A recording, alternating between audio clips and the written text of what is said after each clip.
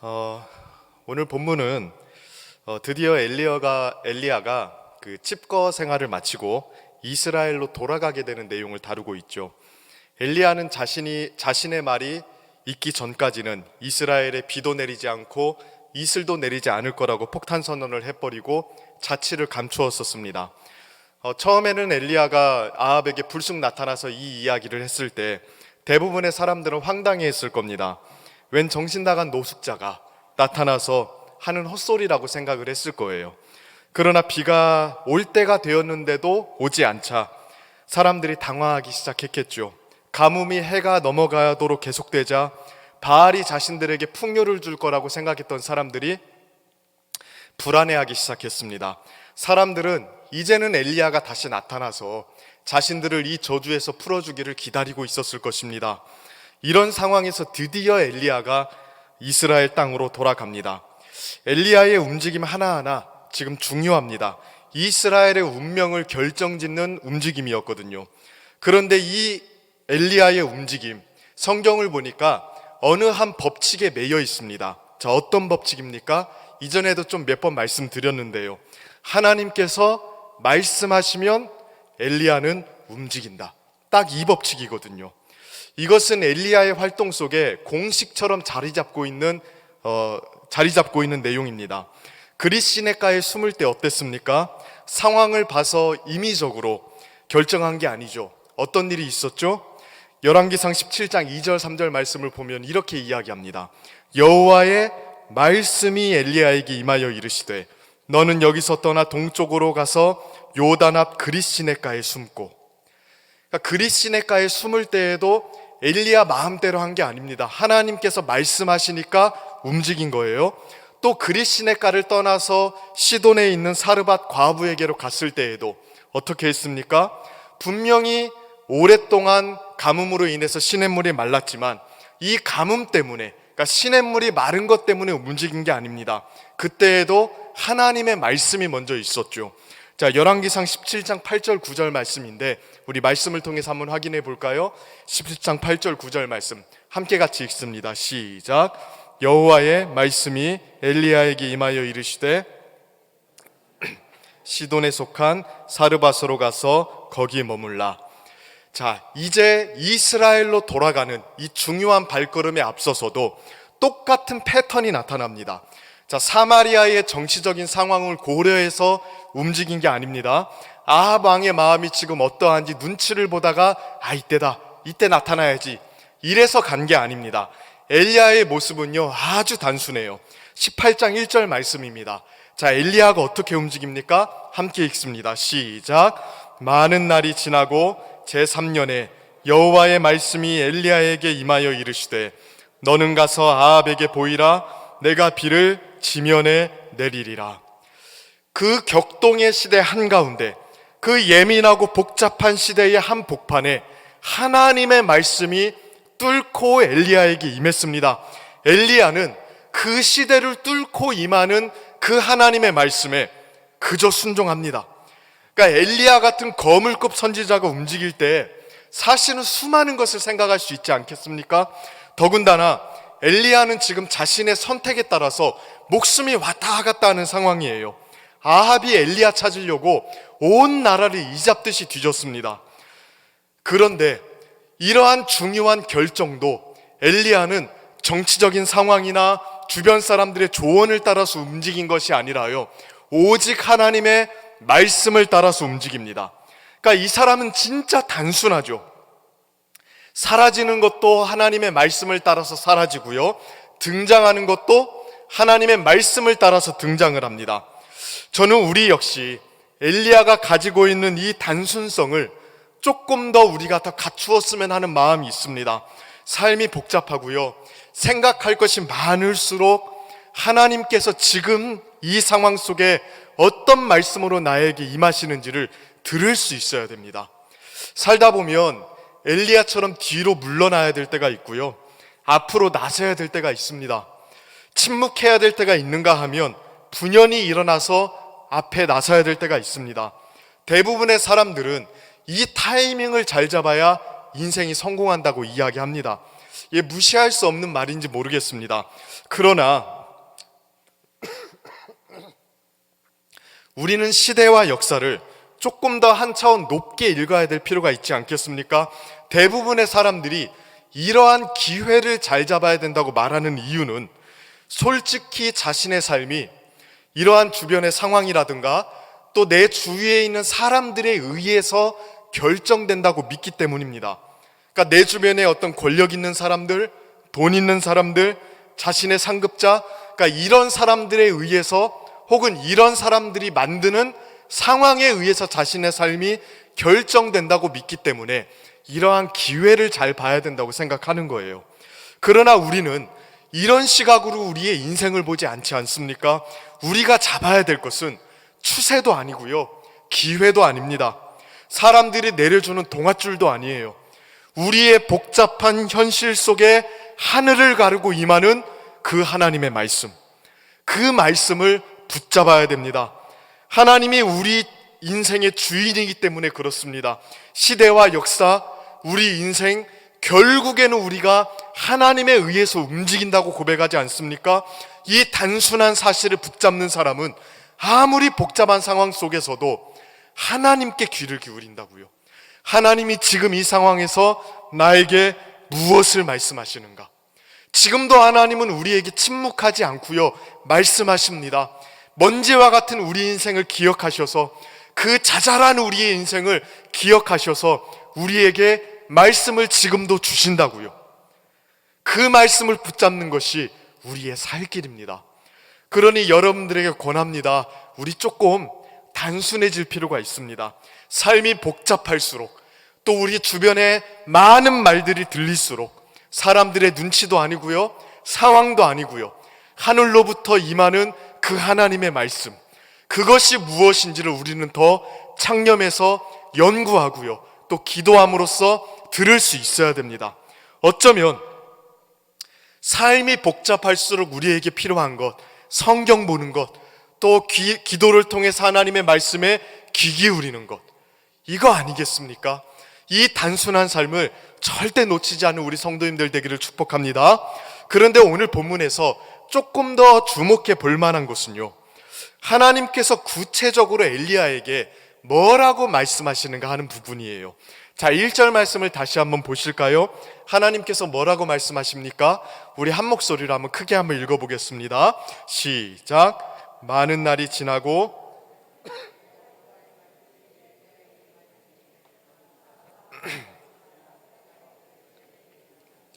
자, 엘리야에게 지금 뭘 하나님께서 요구하고 계시나요?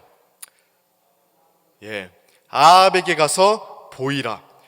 자, 여기에 대해서 엘리야가 어떻게 반응하는지도 보십시다. 2절 말씀이거든요. 함께 읽습니다. 시작. 엘리야가 아합에게 보이려고 가니 그때의 사마리아의 기근이 심하였더라. 하나님의 말씀대로 아합에게 보이려고 갔대요. 그러니까 하나님께서 보이라고 하니까 보이려고 갔던 겁니다. 근데 저는 이 본문을 묵상하다가 이 부분이 참 이상했습니다. 자, 보통 선지자는 뭐 하는 사람이죠? 하나님의 말씀을 대언하는 사람입니다. 하나님께서 선지자에게 말씀을 입에 넣어주시고 그 말씀을 고스란히 그 시대와 역사를 향해서 대언했던 사람이 선지자입니다.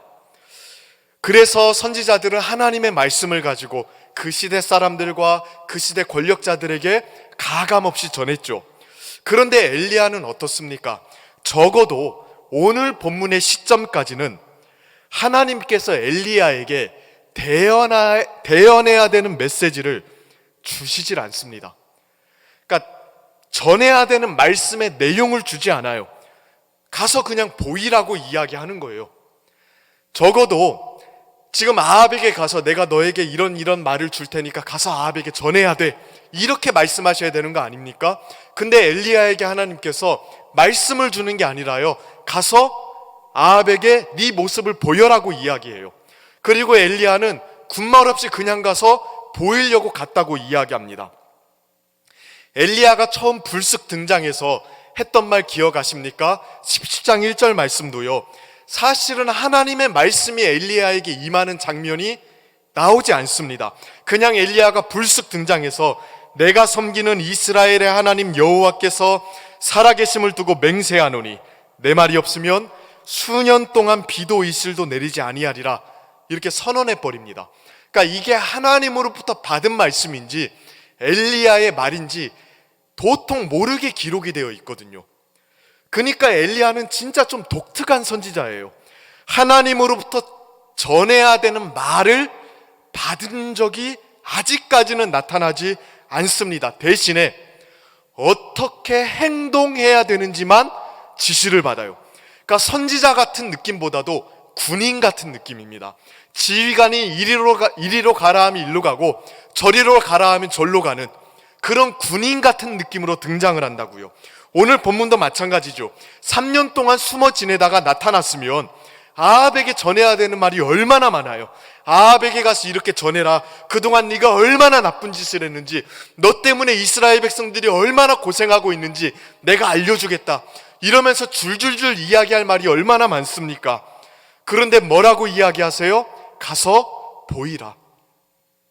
그리고 엘리야는 그냥 자신을 보이기 위해서 아합에게 나아갑니다. 자, 이게 무슨 의미일까요? 왜 하나님은 엘리야에게 다른 선지자들처럼 해야 될 말을 주지 않는 겁니까? 왜 주로 행동을 지시하시는 겁니까? 이유는 단순합니다. 그 시대에 정말 필요한 것은 말이 아니라요, 하나님의 말씀대로 움직이는 그 움직임 자체, 하나님의 말씀대로 순종해서 나아가는 그 발걸음 자체, 그게 그 시대에 가장 필요한 것이었기 때문에 그렇습니다. 하나님께서 그 시대의 하나님의 사람에게 가장 요구하신 것은요, 수많은 말이 아니라 주의 말씀대로 움직이는 그 움직임 자체였던 것입니다. 애석하게도 그 시대에 이미 말이 힘을 잃어버렸던 시대였습니다. 선지자들의 입은 다 막혀 있었습니다. 침묵해야 살아남는 시대였어요. 모든 진리에 대한 담론들, 바알 숭배에 대한 것으로 흡수되던 시대였습니다. 생각해 보십시오. 바알의 선지자 450명과 아세라의 선지자 400명이 이세벨의 식탁에서 먹고 마시며 육성되고 있었습니다. 그때 선지자들은 어떻게 되었습니까? 집단적으로 학살당했다고요. 그 이세벨의 식탁에서 육성되었던 선지자들이 이스라엘 전역에 바알 숭배를 위한 선전들, 프로파간다라고 이야기하죠. 선전들을 하고 다녔을 거예요. 하나님에 대한 모든 사상과 진리들이 숨막히게 짓눌리던 시대였습니다. 그러한 시대에 하나님께 필요한 사람은요, 혀로 싸우는 사람이 아니었던 거예요. 하나님의 말씀을 따라서 확실한 발걸음을 하는 그 사람, 그 사람을 하나님은 찾고 계셨던 것입니다. 성경을 보면 그 시대와 말로 싸웠던 사람도 있습니다. 예레미야 같은 선지자가 그랬죠. 그 사람은 그 타락한 시대에 하나님의 진리를 붙들고 혀의 싸움을 했습니다. 워낙 그 시대에 거짓 선지자들이 많았기 때문에 그래요. 거짓 선지자들의 그 교묘한 말들에 맞서서 예레미야는 하나님으로부터 받은 그 진리의 말씀을 견고하게 전했습니다. 그러니까 치열한 혀의 싸움을 한 거죠. 그러나 지금 엘리야에게 요구되는 것은 그러한 것이 아니었던 거예요. 압도하고 있는 바알 숭배를 깨트리기 위해서는요, 하나님의 말씀을 따라 실제적으로 굵직하게 움직이는 것 그 자체, 그 자체가 지금 필요했던 것입니다. 하나님의 말씀을 따른 행동 그 자체가 그 어떤 소리보다도 많은 능력을 가진 메시지로서 그 시대에 울릴 수 있었던 거예요. 그러니까 엘리야가 아합에게 나타나는 것 그 자체, 아직도 하나님의 말씀대로 움직이는 사람이 있다는 것 자체가 그 어느 말보다도 강력한 메시지가 되어서 그 시대를 뒤흔들 수 있었고요, 아합 숭배의 균열을 낼 수 있었던 것입니다. 저는 이 부분을 묵상하면서 진짜 우리 시대에도 하나님께서 우리에게 요구하시는 것이 진짜 무엇일까라는 생각을 참 많이 했습니다. 우리는 지금 하나님을 향한 신앙 고백이 압살되는 분위기 속에서 살고 있지는 않습니다. 그러나 저는 때때로 우리의 말이 너무나도 무기력하게 느껴질 때가 좀 있습니다. 우리의 신앙 고백과 진리가 억압되기 때문은 아닙니다.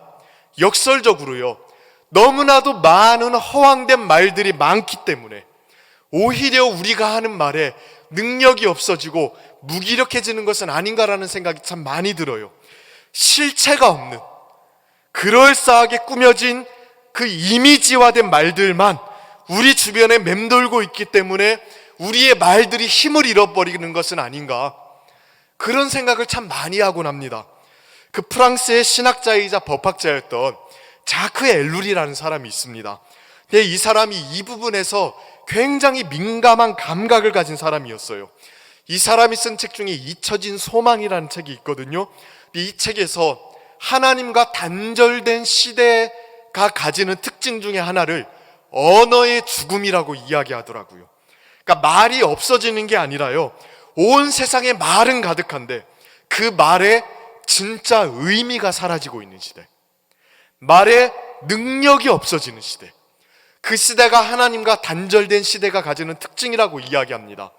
그 말들이 조금 어렵긴 한데 제가 책의 일부분을 조금 읽어드립니다. 우리는 단어들의 감옥에서부터 나와야 한다.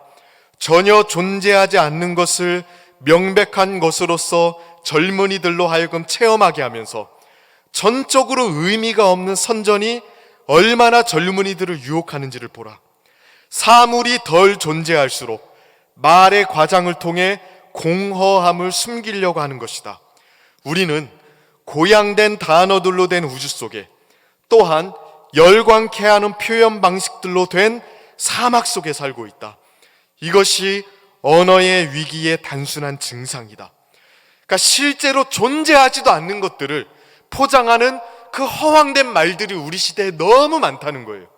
그러니 휘황찬란한 말들을 쓰긴 쓰는데 그것이 가리키는 실체가 없기 때문에 의미도 없고 능력도 없다고 이야기하는 겁니다.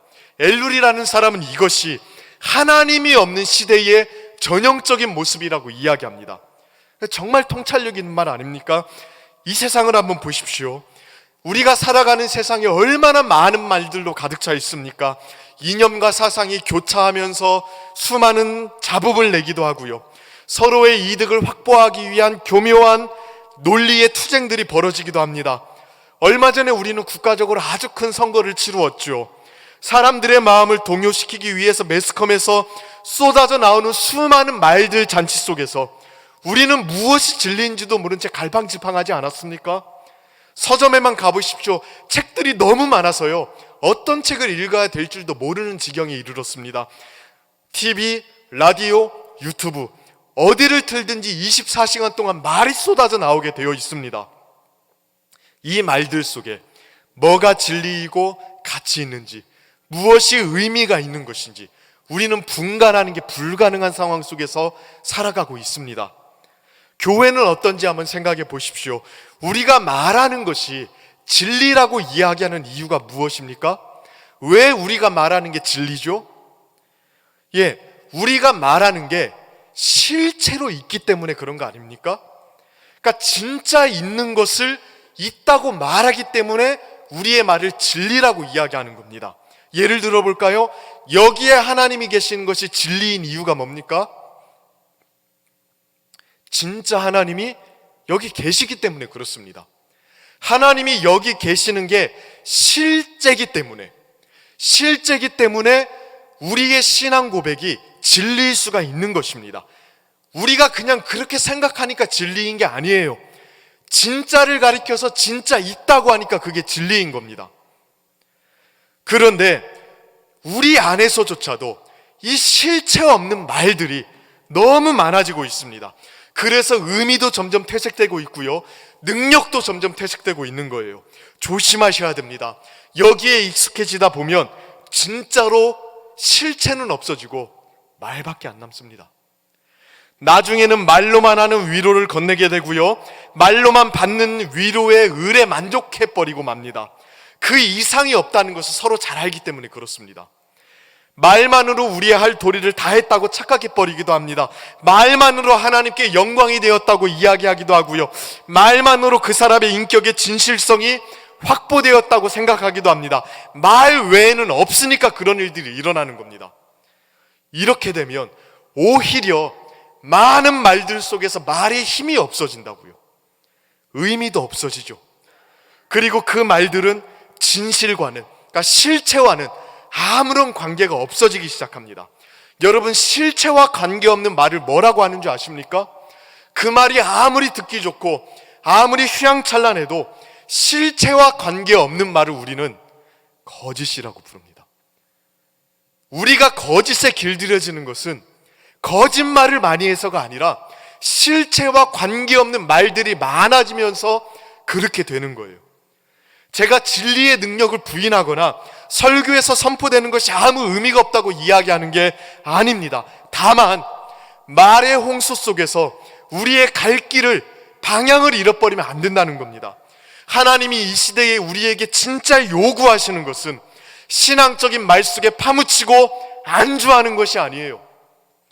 하나님의 말씀대로 굵직하게 움직이는 그 한 걸음을 걸을 수 있는가? 그때서야 비로소 그의 말씀이 실체가 되는 거 아닙니까? 주님의 말씀이 순종하는 사람, 그 사람이 사는 데서만 진리가 실체화되어서 나타나는 겁니다.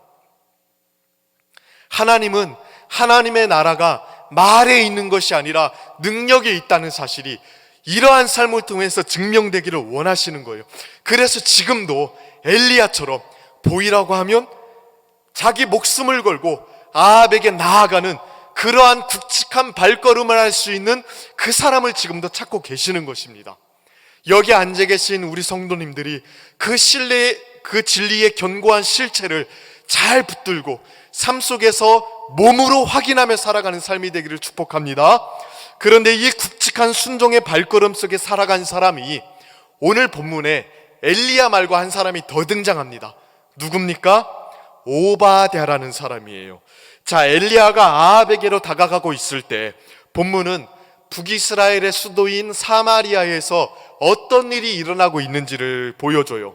자, 우리는 여기에서 성경에서 처음 등장하는 사람 오바댜라는 사람을 만나게 되죠.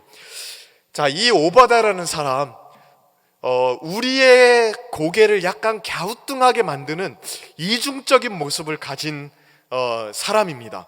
자, 오바댜에 대해서 어떻게 소개하는지 18장 3절 말씀을 한번 같이 읽어보실까요? 자, 함께 읽습니다. 시작. 아합이 왕궁 맡은 자,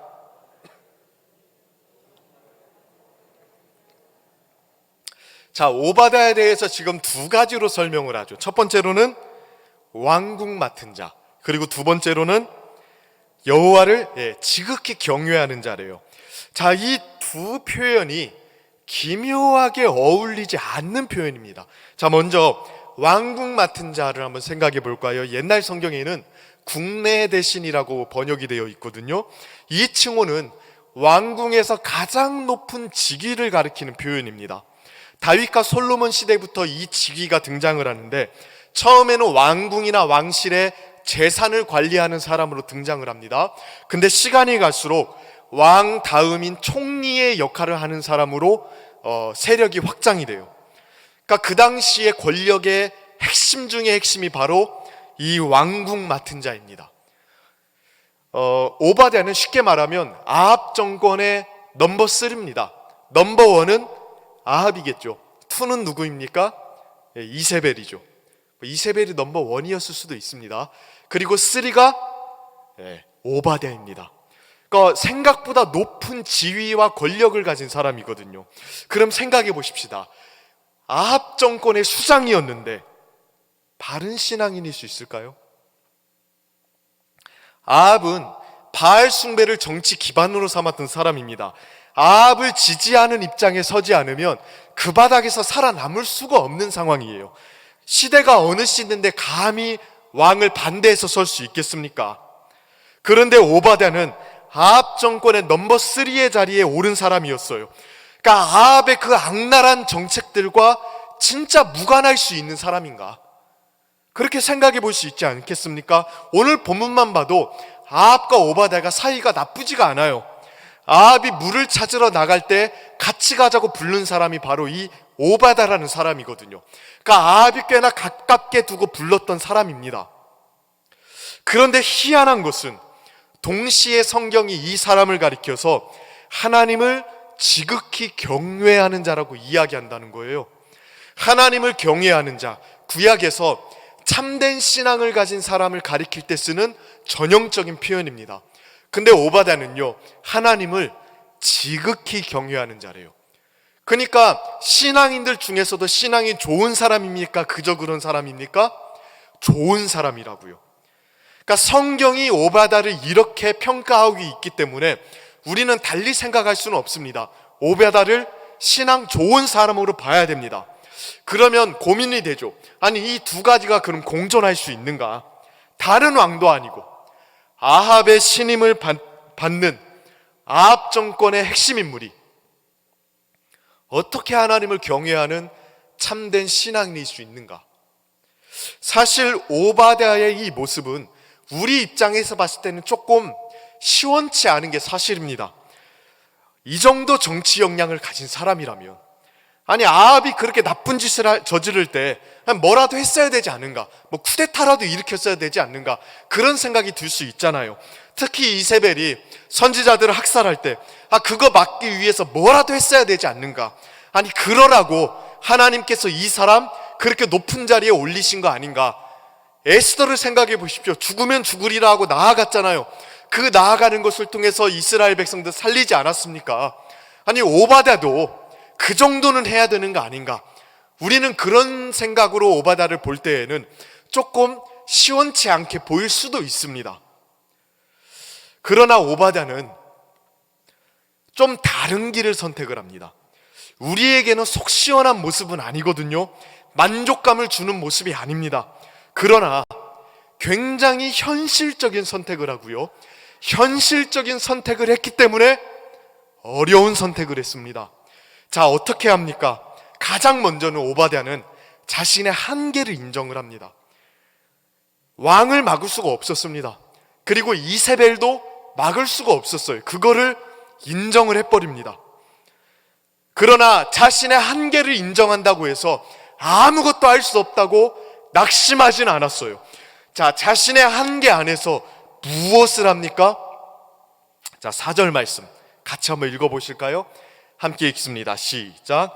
이세벨이 여호와의 선지자들을 멸할 때 오바댜가 선지자 100명을 50명씩 굴에 숨기고 떡과 물을 먹였더라. 자, 이게 오바댜가 선택한 길이었습니다. 아합을 넘을 수 없고 이세벨을 막을 수 없다는 것, 그게 이 사람이 가진 정치적인 역량의 한계였을지 몰라요. 그런데 선지자들 100명을요 50명씩 굴에다 숨기고요 떡과 물을 먹인 겁니다. 아니 고작 이거야? 이렇게 생각해서는 안 됩니다. 생각보다 이게 엄청나게 힘든 일입니다. 생각해 보십시오. 오랜 기근으로 먹을 것도 없었고요 마실 것도 없었던 시대입니다. 자기 가족 몇 사람을 부양하는 것도 굉장히 어려웠던 시대라고요. 그런 시대에 100명이나 되는 사람에게 마실 것과 먹을 것을 매일 조달해 줬던 거예요. 생각보다 이거 위험한 일이었습니다. 발각되기가 너무 쉬운 일이었어요. 아합의 눈과 귀가 도처에 깔려있지 않았겠습니까? 더군다나 오바댜를 질투해서 그 자리에서 오바댜를 끌어내리려고 했던 사람들이 있었을 수도 있잖아요. 그런 사람들은 어떻게 해서도 오바댜를 책잡으려고 노력했을 거라고요. 더군다나 이 일, 선지자 100명 먹이는 거 오바댜 혼자 할 수 있습니까? 여러 사람이 움직여야 되는 일이었을 겁니다. 이렇게 여러 사람이 움직이면 들키기도 쉬운 법이죠.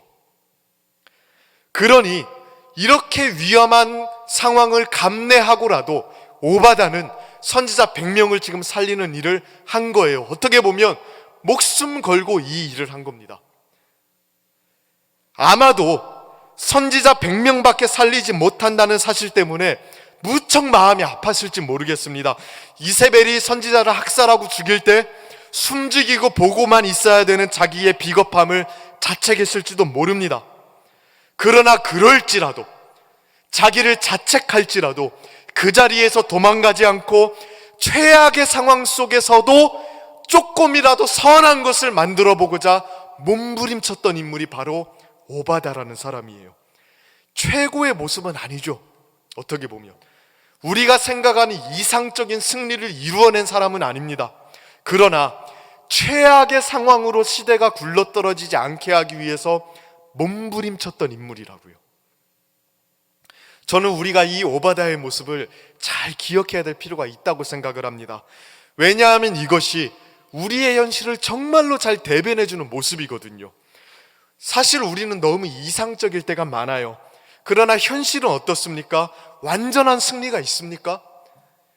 완전한 승리는 주님께서 재림하실 때, 우리의 부활 때 주어집니다.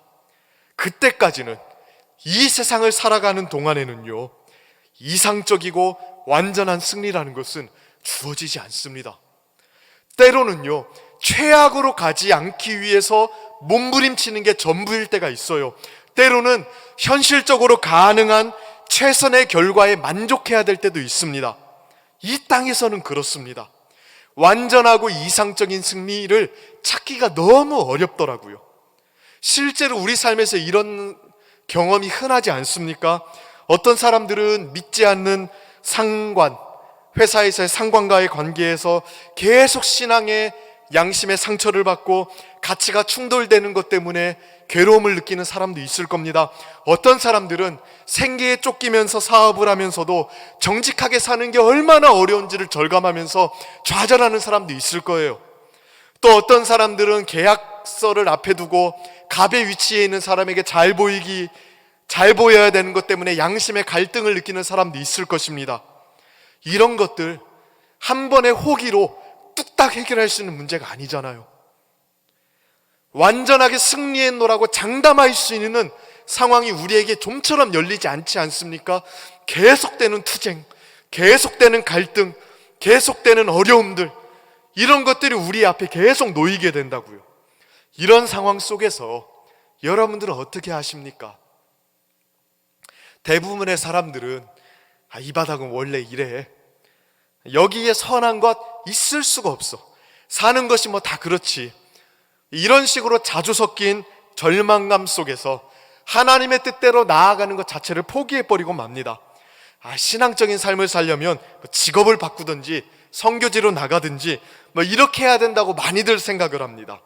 자신이 속한 이 부조리한 상황 속에서는 절대로 하나님의 뜻이 이루어질 수 없노라고 절망하곤 한다고요. 그만큼 쉽지 않은 것도 사실입니다. 그러나 그래도 우리는 오바댜를 좀 주목해 볼 필요가 있어요. 그는 아합 정권의 한계에 분명히 부딪혔던 사람이었을 거예요. 이세벨이 선지자를 죽이고 자신의 식탁에서 바알의 선지자와 아세라의 선지자들을 먹고 마시게 하는 것이 얼마나 참기 힘들었겠어요.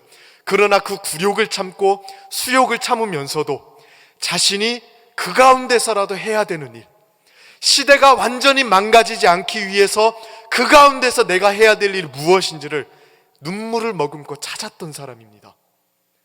아등바등 살았던 거예요. 그래서 아합의 그 폭정 아래서도 100명의 선지자를 살려냈습니다. 최고의 결과는 아니었습니다. 이세벨의 선지자 학살도 막지 못했고요, 바알 숭배가 독버섯처럼 퍼지는 것도 막지 못했습니다. 그러나 최악을 막고 차선이라도 선택해야 된다는 이 현실적인 요구에 실제적으로 반응했던 사람이었습니다. 저는 때로는 우리가 있는 사회와 일터가 구조적으로 너무 망가져 있어서 진짜 아무것도 선한 것을 만들어낼 수 없다고 느낄 때가 있는 경우가 있을 거라고 생각을 합니다. 그저 할 수 있는 것이라고는 최악으로 가는 걸 막는 것이 전부일 수도 있습니다. 그러나 그 일이라도 해야 됩니다. 현실 앞에서 부러져서도 안 되고요, 한번 들이받고 끝내서도 안 되고요, 거기에 길들여져서 구부려져서도 안 됩니다. 짱짱해야 돼요. 그렇게 굳건하게 서서 그 상황 속에서 최악으로 가는 걸 때로는 막고, 그 상황 속에서 하나님께서 그래도 나에게 주신 게 무엇인지를 찾고, 그 가운데서라도 하나님의 뜻에 부합하는 것을 만들어내려고 아둥바둥 몸부림치는 것, 어떻게 보면 그것이 우리의 현실 아니겠습니까? 그러나 이 일을 잘 해내는 것이 실력 있는 신앙인입니다. 이렇게 현실 속에서 아둥바둥하면서 애쓰는 것, 우리 주님 앞에 결코 의미 없지가 않습니다. 성경의 평가를 보십시오. 이렇게 아합 아래 머물면서 100명의 선지자를 살린 오바댜를 성경이 뭐라고 평가합니까? 우리 6절 말씀을 같이 한번 보실까요? 6절 말씀 한번 같이 읽어봅니다. 시작. 두 사람이 두루 다닐 땅을 나누어 아합은 홀로 이 길로 가고, 자, 아합과 오바댜가 서로 어떤 길을 갔다고 이야기합니까? 다른 길로 가죠. 상징적으로 보여주는 겁니다. 같은 배를 타고 있는 것 같지만 하나님의 눈에 이 둘의 길은 완전히 달랐어요. 아합과 오바댜는 둘 다 물을 찾으러 떠납니다. 사마리아에 있었던 심각한 기근을 견딜 수가 없었기 때문에 그래요. 그런데 아합은 무엇을 위해서 물을 찾죠? 5절 말씀을 보실까요? 아합이 오바댜에게 이르되 이 땅의 모든 물 근원과 모든 내로 가자. 혹시 꼴을 얻으리라. 그리하면 말과 노새를 살리리니 짐승을 다 잃지 않게 되리라. 아합은 무엇을 살리기 위해서 물을 찾아요? 고작 말과 노새입니다. 사실 노새는 그 당시 왕의 위엄과 체면을 살려주는 동물이었어요. 그 솔로몬이 왕으로 등극하는 장면을 보면 다윗의 노새를 타고 등극을 하거든요. 그러니까 노새는 왕이 타고 다니는 귀한 짐승 중에 하나였습니다. 아합은 가뭄 때문에 다 죽어가는데 자기 체면 살려줄 그 노새 살리려고 물 찾으러 갑니다. 이 와중에도 자기 체면, 자기 위신, 이거 살리는 사람이었거든요. 그런데 오바댜는 그 물과 음식으로 누구를 살립니까? 선지자를 살렸다고요. 이 둘의 길은 완전히 달랐어요. 이게 성경의 평가입니다. 세상 속에 살아가는 우리 성도님들에게 여기에서 힘을 얻기를 축복합니다. 이상적이고 완벽한 승리가 우리에게 쉽게 주어지지 않을지도 모릅니다. 때로는 판을 뒤집을 용기가 없어서 자신에게 믿음이 없다고 자책할지도 모릅니다. 그러지 마십시오. 있는 자리에서 하나님에 대한 신앙을 잃어버리지 않으면서 동시에 주님을 위한 의미 있는 발걸음, 최선의 결과는 아니더라도 정말로 주님을 위한 몸부림, 아등바등한 발걸음, 그 발걸음이 있는 것을 주님은 결코 쉽게 생각하지 않으십니다. 분명히 세상과 다른 길이라고 말씀하십니다. 그러므로 여기 앉아 계신 우리 성도님들 각자의 있는 자리에서 자녀를 양육하면서 자녀를 어떻게 길러야 되는지 많은 고민이 있으실 거예요. 사업장을 운영하면서 어떻게 하면 하나님의 뜻대로 잘 운영할 수 있는지, 세상 사람들과 뭐가 우리는 달라야 되는지 많은 고민이 있으실 거예요. 회사 생활하면서 그 조직 문화 속에서 어떻게 하나님의 사람답게 살아가는지 굉장히 갈등이 많으실 거예요. 완벽하지 않더라도 절망하지 아니하고 이 가운데서라도 주님의 뜻을 위해서 몸부림치는 그 아등바등한 몸부림이 있기를 축복합니다. 그럴 때에 하나님의 사람들이 살아나고, 그래도 우리가 몸담고 있는 세상과 사회가 최악으로 굴러떨어지지 아니하고 주님 앞에 아름다운 모습을 그래도 유지하게 될 줄로 믿습니다. 그러한 다른 길을 가는 우리 성도님들 되기를 주님의 이름으로 축복합니다. 이 시간 함께 같이 기도하도록 하겠습니다. 이 시간 기도할 때에 하나님, 세상 속에서 살아가는 게 때로는 참 어렵고 힘이 들지만 주님, 다른 길을 가기를 원합니다. 완벽한 승리가 우리에게 주어지지 않고 또 우리의 속이 시원할 만큼의 이김이 우리에게 쉽게 주어지지 않더라도 꿋꿋하게 주님의 길을 걸어가기를 원합니다. 주님, 우리에게 용기를 주시고 낙심하지 않도록 도와주시고 오늘도 주의 말씀을 따라 굵은 발걸음을 하는 주의 사람 되게 하옵소서. 우리 주신 말씀 가지고 우리 주여 한번 간절하게 부르짖으며 하나님께 나아가도록 하겠습니다.